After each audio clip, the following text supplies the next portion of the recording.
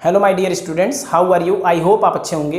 Dear students, class 12 physics के एक important chapter जिसका नाम है करंट इलेक्ट्रिसिटी, जैसे ही हम लोग इसको पढ़ना शुरू करते हैं तो हमारे सामने एक बेसिक क्वेश्चन उससे रिलेटेड आता है जिसका नाम होता है कि करंट इलेक्ट्रिसिटी किस तरह की क्वांटिटी है या इलेक्ट्रिक करंट किस तरह की क्वांटिटी है। ठीक है, तो इस क्वेश्चन का जवाब बहुत सारे लोगों के पास होता है, बहुत सारे लोगों के पास नहीं होता है। कुछ लोग इसको वेक्टर के नाम से बोलते हैं, कुछ लोग बोलते हैं नहीं जी स्केलर क्वांटिटी, कुछ लोग इसको कोई तीसरी क्वांटिटी के नाम से बोलते हैं। तो मैं इस वीडियो में आपको कंप्लीट इन्फॉर्मेशन दूंगा इसके बारे में कि इलेक्ट्रिक करंट किस तरह की क्वांटिटी है। तो सबसे पहले अपने को यह भी पता होना चाहिए कि इलेक्ट्रिक करंट है क्या जी। तो बोलते हैं the movement of charge, the motion of charge is called electric current. Clear? बात समझ में आई कि नहीं आई? क्या जब कोई चार्ज किसी कांस्टेंट वेलोसिटी से मूव करता है तो वह क्या क्रिएट करता है, क्या देता है हमें? इलेक्ट्रिक करंट देता है। तो इस चैप्टर में हम लोग सिर्फ चार्ज के किस वेलोसिटी के, कांस्टेंट वेलोसिटी के बारे में पढ़ते हैं, ना कि वेरिएबल वेलोसिटी के बारे में। जब वेलोसिटी वेरिएबल होती है तो हम लोग पढ़ना शुरू करते हैं इलेक्ट्रोमैग्नेटिक इंडक्शन, लेकिन जब वेलोसिटी इसकी कैसी होती है, कांस्टेंट, तो क्या पढ़ते हैं? Current electricity. ठीक है, और जब ये चार्ज रेस्ट में होता है तो हम लोग पढ़ते हैं इलेक्ट्रोस्टैटिक्स। क्लियर है? तो उम्मीद करते हैं कि इसमें आपको क्लियरिटी आई होगी कि चार्ज रेस्ट होता है तो क्या पढ़ते हैं? इलेक्ट्रोस्टैटिक्स। चार्ज मोशन में आता है वो भी कांस्टेंट वेलोसिटी से, तो हम कहते हैं कि करंट इलेक्ट्रिसिटी मिल रही है हमें। और जब हम लोग इसके वेरिएबल वेलोसिटी पर थिंकिंग करना शुरू करते हैं तो क्या पढ़ जाते हैं? इलेक्ट्रोमैग्नेटिक इंडक्शन जी। बट हमारा क्वेश्चन फिर से वही है कि इलेक्ट्रिक करंट किस तरह की क्वांटिटी है, इसको समझते हैं। ये तो जी देखिए, अगर मैं बोलूं कि यहां से ये कोई वायर है या कोई कंडक्टर है, इस वायर या कंडक्टर से मान लीजिए कि 5 एम्पियर या चलिए ठीक है 5 एम्पियर का करंट जा रहा है। ठीक है, और यहां से कोई इस तरह से, ये भी कोई एक वायर है। ठीक है, ये भी क्या है? कोई एक वायर है। और इस वायर से या इस कंडक्टर से कितना आ रहा है करंट? मान लीजिए कि 3 एम्पियर का करंट आ रहा है। कितना आ रहा है? 3 एम्पियर का जी। और यहां से कोई एक तीसरा वायर निकला है इस तरह से, ये। ठीक है, तो इस वायर से कितना करंट जाएगा? तो कहोगे 5 ये और 3 ये मिलके कितना? 8 एम्पियर का करंट जी जाना चाहिए। कितना? 8 एम्पियर का करंट। और ये दोनों वायर, ये वाला और ये वाला, ये दोनों वायर एक दूसरे के क्या है? परपेंडिकुलर है या 90 डिग्री का एंगल बना रहे हैं एक दूसरे के साथ। कितने का? 90 का। ध्यान से देखिए, समझने की कोशिश करिए। 5 एम्पियर का करंट ये, 3 एम्पियर का करंट ये। तीसरे वायर से कितना करंट बह गया? 8 एम्पियर का करंट। क्लियर है कि नहीं है जी? क्या मैं बोल सकता हूं डायरेक्शन मैटर करती है? मैग्नीट्यूड तो ऐसे ही 5 और 3 है और 8 है, तो क्या डायरेक्शन मैटर कर रही जी? कर रही जी, बिल्कुल। देखो ये डायरेक्शन ये है और ये डायरेक्शन ये है, इसके साथ साथ ये दोनों 90 के एंगल पे भी है।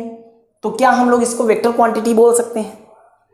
खुद सुनिए, अगर ये वेक्टर क्वांटिटी होती तो क्या करते? इसको अगर वेक्टर ए मानते और इसको वेक्टर बी मानते तो हम इसका क्या रिजल्टेंट निकालते, जो कि ये है। तो रिजल्टेंट क्या होता? रिजल्टेंट इसका होता कि 5 का √5 का स्क्वायर प्लस 3 का स्क्वायर। आपको कितना दे जाता? 5 का स्क्वायर 25 और 3 का स्क्वायर 9। ऐड करते तो कितना हो जाता? √34। तो यहां कितना आता? √34। क्या ये √34 है जी? नहीं है, ये तो कितना है? 8 एम्पियर है।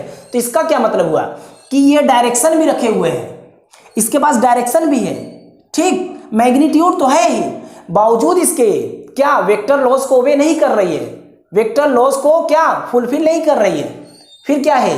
स्केलर है जी, बिल्कुल स्केलर हम बोल सकते हैं अभी, क्योंकि यह वेक्टर की तरह सब कुछ बिहेव कर रही है। डायरेक्शन भी है, मैग्नीट्यूड है, बावजूद ये क्या वेक्टर लॉस को ओबे नहीं कर रही है। ऐसा थोड़ी ना है कि यहां से कितना 5 एम्पियर और यहां से 3 एम्पियर, तो यहां कितना इधर को, इधर की ओर 8 एम्पियर बहा। 8 एम्पियर ऐसे थोड़ी ना बहा, 8 एम्पियर इधर गया ना, तो डायरेक्शन तो है कि 5 यहां से और 3 यहां से गया तो 8 एम्पियर इधर गया, डायरेक्शन है। यहां तक कि ये एंगल भी 90 का है। हम चाहे तो इसको वेक्टर की तरह जोड़ें अगर ये वेक्टर होती, पर ये वेक्टर की तरह नहीं जुड़ रही। क्या? एक सिंपल मैथमेटिक्स की तरह, या बोल सकते हैं एक सिंपल अलजेब्रा की तरह क्या हो रही है? ऐड हो रही है। 8 एम्पियर आ रहा है, 5 + 3 = 8। क्लियर है कि नहीं है? तो यहां पर वेक्टर लॉस का ओबे नहीं हो रहा है, यानी रिजल्टेंट निकालने के लिए हम लोग क्या करते हैं? R = √a² + b²। उस तरह का तो बिहेव हो नहीं रहा है, तो क्या हो रहा है? सिर्फ एक सिंपल या स्केलर की तरह हम लोग इसको क्या कर दे रहे हैं? ऐड कर दे रहे हैं। तो क्या एक स्केलर क्वांटिटी है जी? देखो, तो स्केलर भी एक क्वांटिटी नहीं है। बोला जाए तो एक कंप्लीट स्केलर क्वांटिटी भी नहीं है। क्यों? क्योंकि ऐसी फिजिकल क्वांटिटी जो कि वेक्टर की तरह सब कुछ करे, बट क्या वेक्टर की तरह सब कुछ करे पर वेक्टर लॉस को ओबे ना करे, वो क्वांटिटी स्केलर भी नहीं होती। वो क्वांटिटी होती है टेंसर क्वांटिटी। कौन सी quantity? Tensor quantity. Tensor quantity दी, टेंसर क्वांटिटी एक खास किस्म की क्वांटिटी होती है, टेंसर क्वांटिटी, याद रखिएगा। तो इलेक्ट्रिक करंट कैसी क्वांटिटी है जी? टेंसर क्वांटिटी है। समझ में आया कि नहीं आया? फिर से मैं बताऊं आपको कि अगर कोई फिजिकल क्वांटिटी वेक्टर की तरह डायरेक्शन भी रखे, मैग्नीट्यूड भी रखे, बट वेक्टर लॉस को ओबे ना करे, तो क्वांटिटी स्केलर भी नहीं होती। कैसी होती है? टेंसर होती है। सुनिए ध्यान से, टेंसर ये तब तक नहीं हो सकती जब तक कि टेंसर ना दिया हो। जैसे मान लो कि आपके पास 4 ऑप्शन हैं, तो 4 ऑप्शन में एक दिया वेक्टर क्वांटिटी है करंट, एक दिया है स्केलर क्वांटिटी, एक ऑप्शन में दिया है टेंसर क्वांटिटी और एक में दिया है कि इनमें से कुछ भी नहीं है, नन ऑफ दीस, तो आप टेंसर के साथ जाओगे। क्लियर? लेकिन अगर आपके ऑप्शन में टेंसर है ही नहीं, सिर्फ दिया है स्केलर है, फिर दिया है वेक्टर है, दोनों है, नन ऑफ दीस है, तो आप स्केलर के साथ जाओगे। वेक्टर तो है ही नहीं, ध्यान रखिएगा। इलेक्ट्रिक करंट वेक्टर क्वांटिटी नहीं है कैसी? स्केलर है, बट स्केलर तब तक है जब तक कि टेंसर आपके ऑप्शन में नहीं दिया। मैं एग्जामिनेशन के लिए बता रहा हूं, बट ये प्योर किस तरह की क्वांटिटी है? टेंसर क्वांटिटी है। आई होप ये आपको क्लियर हो गया होगा कि इलेक्ट्रिक करंट किस तरह की क्वांटिटी? Tensor quantity. समझ में आया? और आप तो इधर देख लीजिए ना कि अगर मैं बोलूं कि यही 3 एम्पियर का करंट अगर इधर की ओर बह जाता, किधर बह जाता? इधर, तो बोलो यहां कितना करंट जाता? 2 एम्पियर का। कितना जाता? 2 एम्पियर का, क्योंकि 5 एम्पियर यहां से गया, 3 एम्पियर इधर चला गया, तो 2 एम्पियर इधर चला जाता।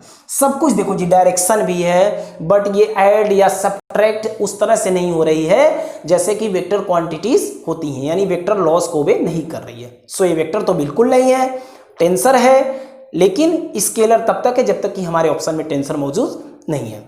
तो उम्मीद करते हैं कि टॉपिक क्लियर हो गया होगा कि इलेक्ट्रिक करंट किस तरह की क्वांटिटी, स्केलर है कि वेक्टर है कि टेंसर? वेक्टर बिल्कुल नहीं, जी स्केलर है, लेकिन कंप्लीट कैसी क्वांटिटी है? Tensor quantity. इलेक्ट्रिक करंट फिर से सुनिए कैसी क्वांटिटी जी? Tensor quantity. आई होप ये चीजें आपको अच्छी तरह से क्लियर हो गई होंगी। Okay, thank you.